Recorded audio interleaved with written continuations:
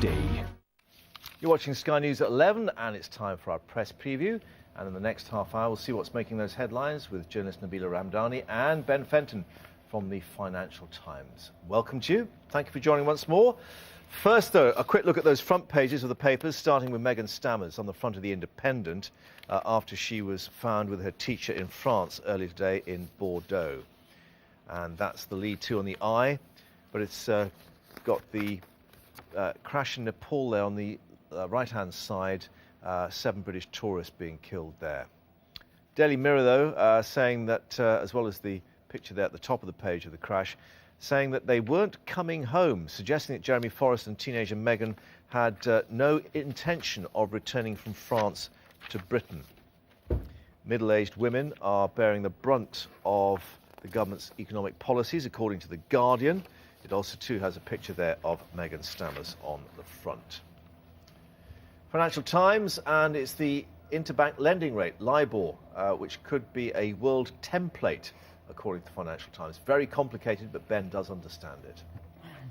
Daily Mail goes with a story about out-of-hours NHS standards, claiming there's just one GP for nearly 500,000 patients in Cornwall. An interview with Kofi Annan on the front of The Times. He says Tony Blair could have stopped President Bush starting the war in Iraq. So those are the front pages. What's taken the choice of Ben and Nabila? I think we're going to take a look at events in France, maybe, with this very dramatic front page from the Mirror to declare they weren't coming back home. Yes, indeed. I think the overwhelming emotion tonight that everyone is feeling is clearly one of relief, because Meghan has been found safe, as the Mirror titles, and she will soon be reunited with her family. But it's an interesting line here that they weren't coming back home. And if, for example, there is evidence that Mr. Forrest was looking for a job as a bartender, and they were seen in the main high street in the city of Bordeaux. And I think it's a very naive attitude, because they were clearly aware that they were being, that there was a hunt, a search for them. And an indication of that is actually mentioned also on the front page, that they left the car in Paris to get train tickets to travel to Bordeaux. So they were clearly aware of the police looking for them. Bars. Let me put a spanner in the works. As you say, relief that they're found, she is safe and well. What if she doesn't want to come home? Well, that's one of the details that's, extensively reported in the newspapers, that she was found in tears and she clearly didn't want to be separated from Mr. Forrest. So there's no doubt that the bond between the two of them was very strong. But may I also add, to expand on the naivety of the couple, I mean, to this idea that they could flee Britain or indeed England by going to perhaps the biggest expat city, British expat city in France, like Bordeaux, where, British newspapers are sold everywhere, and channels like Sky News, are in every pub or bar. Was very because there was a suggestion that maybe the French police were a bit slow on the uptake, and part of that was that the international arrest warrant hadn't been issued. But so Nabila was explaining to me. Nabila's brought up in France. Indeed. And she was explaining to me that there's very different attitudes there as well. I mean, I didn't realise that in France the age of consent for girls is actually 15, so she's not a minor in the eyes of the French police. And that's why there were 2 stages as far as the French inquiry is concerned. It first started off with a routine missing person search for Meghan in particular, and the criminal investigation only started after the European warrant, when the French prosecutors stepped up the inquiry into child abduction. And even though she would not be a minor in France, so therefore the international arrest warrant had to be put in place, so the French authorities had to answer the request from England. Yes, because the request from Interpol had to do not with the age of consent, but with abduction charges. Yeah. OK, well, he's appearing in court on Tuesday. We'll see what due legal process in France does, and indeed... But even on that point, there are conflicting reports. Yeah. I mean, some reports suggest that there will be a preliminary hearing and charges of I mean, his remand in custody and the charges against him will be discussed. But there are other reports coming out from Press Association, for example, that suggesting that he's free to go. Yeah. Okay, your second choice is in the Independent, but in the inside pages. So let me press page 5. PM moves closer to EU referendum. Yes, he's suggesting, I think, that from you know, Brazil. From Brazil. Where the nuts come from. Exactly, yes. Well, I don't think we're going to be making any jokes about that, Mark, clearly. The Prime Minister is suggesting that things have moved on so much in terms of the relationship between the Eurozone countries and the non-Eurozone countries, obviously of which Britain is one, that it would only be right for us to very seriously consider a referendum on not leaving the EU. He's very clear in this interview that he thinks that Britain's place is in the European Union. Which, I mean, UKIP would say, UKIP obviously has a very different view, but UKIP scores about 8% in less when it actually comes to general election voting, so it's a very minority view. What are the timing? Is it that he wants to get his retaliation in first on Europe before the party conference? I think he's clearly playing to his own gallery to some extent, because the party conference starts a week on Sunday, I think, doesn't it? And he's had some difficulty appeasing the Eurosceptic wing of his party, so it won't do any harm in that battle. He's under immense pressure from his own party to toughen his stance on Europe, and I think perhaps the right wingers, David Davis and so on. Indeed, but I think the disastrous EU crisis will probably end up with Britain finally clarifying its position with the European Union. It is actually a sensible position to take, to say that there's so much changed in the way the Eurozone in particular is operating, and we still have no idea how that's going to play out. Yeah. To say, well, look, we must be flexible in our own attitude towards our relationship with the EU. Yeah, and the French perhaps are even at it, because they're taking a completely different approach on austerity and the trans-European approach. I mean, they're going their own way, aren't they, on this? Well, clearly, but in that respect, François Hollande is inconsistent with his campaign promise not to put in place austerity measures. He promised a lot of spending and taxing the rich, and that's exactly what he outlined a 24 billion pound austerity package, but he's mainly targeting the super rich with his 75%. Why, when the estimate there is they'll only raise £160 million next year, according to the government's own figures? It's a headline-grabbing measure, and it's saying, I am a socialist President of France, and we are not going to, as in other countries,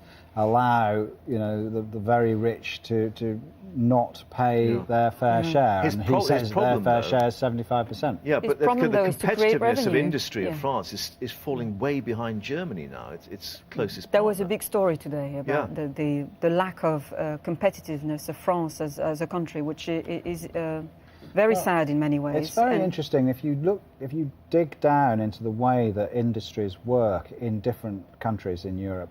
France does quite a lot of industrial support from the centre, using taxpayers' money to do so. For instance, there's a massive subsidy paid to the newspaper industry in France that isn't, that would be laughed out of court, I think, if anybody suggested subsidising newspapers. But we're starting to see this euro concern bubble up again, aren't we? Because elsewhere we've got comment about Spain and the amount of bank bailout they're going to require. Yeah, this was a huge, 59.3 billion euros. And I've actually just been looking on Twitter, and a lot of people I follow on Twitter who are sort of in the currency game or other sort of financial experts are saying, are we seriously being asked to believe that the Spanish banks have less of a problem than the Irish banks? Because the bailout of the Irish banks, I think, was 65 billion euros. Yeah. So already scepticism about this number of 59.3 billion fueled by the same problem, and that's the property bubble bursting. Yeah, very much so. Yeah. And again, a fear that it isn't we remember the whole thing started with Greece. Now, the Guardian's got a very interesting report at the bottom of the page there. Yeah. Greek police send crime victims to neo-Nazi protectors. And this is events being reported in Athens. Very scary story, actually. This is a story saying that essentially the state of law and order in Athens, and presumably the degree to which police services have been cut back or at least sort of emasculated there by the current situation, there are claims in Athens that when people are reporting crimes, particularly if they're to do with crimes committed by immigrants, the police are telling ordinary citizens, don't come to us, go to Golden Dawn, they'll sort it out for you. Golden Dawn is the avowedly neo-Nazi party. You'll see there, you probably see the logo maybe there, which is a sort of obviously meant to be a swastika or to imitate the swastika. Then you see above the words there are saying, they immediately said, if it's an issue with immigrants, go to Golden Dawn. The they there is police officers. Now, these are claims. We don't know. I mean, I'm not sure if there's, how serious this story is. But if we take it at face value, it's an extremely worrying and as one thing. woman reflected here, I mean, this is very good first-hand reporting. Nature hates vacuums, and Golden Dawn is just filling a vacuum that no other party's addressing. Now, when did that happen last in mainland Europe? Horrifyingly similar to post-First World War Germany, I'm afraid. Exactly, the Weimar Republic. But, but isn't economic instability always a fertile ground for that kind of and we've seen the social unrest already on the streets of Greece and now Spain. Spain, absolutely. I mean, could that go to France if the austerity... presumably when it starts to bite. Even though they're still spending on public... expenditure and public projects as their way out to get growth going in that economy? Well, I think, it's the first few months of President Hollande in office, and the French have not quite yet started to feel the pain, if I may put it that way, but obviously his economic policies are not sustainable in the long term. Yeah. Well, let's just we'll go to the libel story a little after the break, but I just thought it's quite interesting. There's nothing about Europe there on the front of the FT. I mean, is it a bit old news now? Have people got a bit bored with it? In the case of the Spanish, I think we probably thought the French budget was a little bit sort of showboating. Right. I wasn't in the office today, as you might be able to tell from my attire. But certainly in terms of Spain, that was predicted, that amount of money, around 60 billion euros, that wasn't a surprise. So those who know thought there ain't great shakes on this. Well, I mean, it's obviously a pretty serious story. Yeah. I spent, I think, 9 hours yesterday running a live blog on the Spanish budget. So believe me, we're taking it seriously. But it's a weekend edition. We tend to do slightly different tempo stories. We've still not had this sort of Armageddon, have we? Is it going to come, or are we just going to keep sort of bumping along from this crisis to... Armageddon is, Armageddon is, it's a word, isn't it? I think what will happen is that there'll continue to be series of failures to quite take off in most European countries, but sooner or later there will be sort of concerted efforts. Nobody wants this to go on and on and on, and to the degree that it can be managed by governments, I think it probably will be managed by governments. Or by the ECB. Or by the ECB, but ECB is effectively governments, so it's a sort of... I think it will also likely start a discussion about perhaps the drive to move towards a more federal Europe, because there's obviously no desire for any country within Europe to take up the burden of failed economies or less performing ones. And the problem is, when you get this social unrest, one of the things that comes to the fore again is nationalism. Absolutely. Which drives against any idea of a federal Europe. So, and you see in Spain, I mean, at the same time as all this problem is coming up with its economy, you've also seen Catalonia, the richest part of Spain, deciding this is the moment to go for an a referendum on whether it secedes from Spain. And interestingly, Turkey is not interested in joining the EU any longer. No. They're single. Yeah, doing very well on its own. Well, it looks, the holiday trade, Turkey versus Greece, for instance, this last summer. So, right, okay, well, we'll keep watching European events as we have all year, and see where we get to by the end of the year, of course, but still very much concerned about the Eurozone. Coming up, though, talking of Europe and elsewhere, can't read a map, why the Apple boss has issued an apology. We'll put you in the right place. Sherlock Holmes. Joan Watson. I've been hired by your father to be your sober companion. Considered every wretched hive of depravity and murder in this city my place of business. The day we met, you deduced that I gave up being a surgeon. Truth is that you made a mistake during a surgery that cost the patient his life.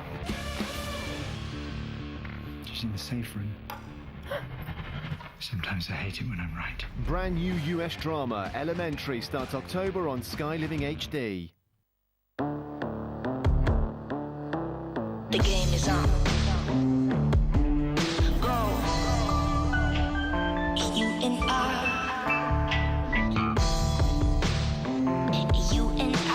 Daring is an art. Manifesto, the new feminine fragrance, Yves Saint Laurent. It may be shame not feeling, but it makes me get off my bed. And then I watch my face in the mirror and try to recognize a friend. Great features meet great fuel efficiency. The new Peugeot 208. Let your body drive. Will any of these suitors win the hand of the princess? No. Oh, and now the carpet's a mess. He'll need that new Vanish Power Foam Clean and Fresh. Removes up to 5 times more dirt than vacuuming alone, and now leaves that carpet smelling as fresh as it looks. Russell Grant! New improved Vanish Power Foam Clean and Fresh. Lots of guys, hair loss can be a real worry. The Belgravia Centre can help. Visit belgraviacentre.com, specialising in nothing but hair loss. Because of its soft, creamy texture and sweet, nutty flavour, your first taste of Leerdammer can never be your last. Hello. Hello. Hello. Hello. It's good, right? Yeah. Try Leerdammer, love Leerdammer. Give in to your colour crush. Casting Creme Gloss by L'Oréal Paris. Colours I can't resist. Super soft. Super glossy. No ammonia. Delicious chocolate. Super glossy red. Sun-kissed blonde. 37 ammonia-free shades of Casting Creme Gloss. Girls, we're worth it. Back to the papers and our press preview. Joining us tonight, Nabila Ramdani and Ben Fenton. Welcome once more. And you spotted this coruscating interview in the Mail, Ben, about David Laws, of course, made his reappearance with the party conference. I didn't need my reading glasses on for this one because there's a huge headline on page 9. It's a two-pager. Two-pager. So I think we're going to press which page first. We got page... on page 9, you'll see the big that's the headline story. I'm ashamed of my cabinet minister's son, which is there. An interview with the father of David Laws, who is now in the Education Department. Started off in the coalition government as Chief Secretary of the Treasury, the man who effectively had the job of reducing Britain's budget deficit. Was said to be very able. Very able man. Lasted 17 days in the job before revelations about what he'd done with his expenses led to his having to leave the cabinet. And he said at the time, and I'm going to quote you here from a bit from this piece, this interview, that friends of Mr. Laws at the time briefed journalists that his expenses scandal, the expenses problem that he had was that he was trying to cover up to protect his elderly parents, who are devout Catholics, knowing the truth about his homosexuality. Now, Mr. Laws Sr., Tony Laws, rang the Daily Mail, according to the paper, to say he was deeply unhappy about this. He was very unhappy about the way his son had gone back into government at the reshuffle because he felt it was too soon, and that David Laws should have asked his constituents in Yeovil to see if they wanted to re-elect him before he went back into government. And he says about this idea that he's an elderly person who's a devout Catholic who wouldn't approve of him being homosexual. He says, "It's beyond a joke to call me a devout Catholic. As early as the age of 7, I was crossing my sister's palm with silver to cover up for the fact I was playing cricket and football instead of going to church." Extraordinary quotes here. I mean, has this got political weight? Because we see, this is Andrew Pearce's interview with him, and there's another paragraph here saying that Lawes' father, to whom David's not spoken in 15 years, following a rift that Tony still finds inexplicable. So, is this a rather unfortunate family meltdown that's being played out in public? Well, it may or be, does it actually say something about the politics of it? Well, it says something about the politics that I think that the Daily Mail doesn't like the Liberal Democrat Party very much.